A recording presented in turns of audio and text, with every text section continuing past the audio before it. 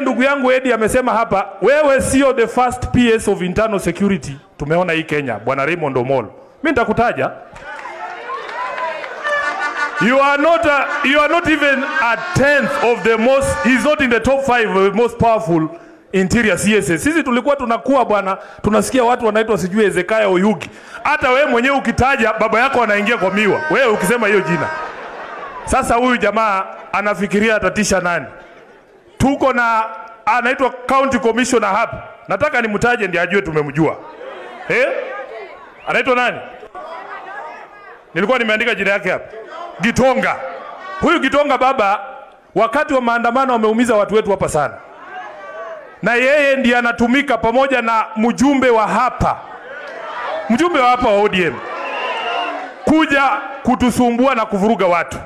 Mimi ile kitu nataka kuambia rafiki yangu Paul Abor kwa sababu ni rafiki yangu.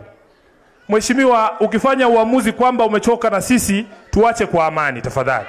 Sisi hatuna ubaya na mtu yoyote.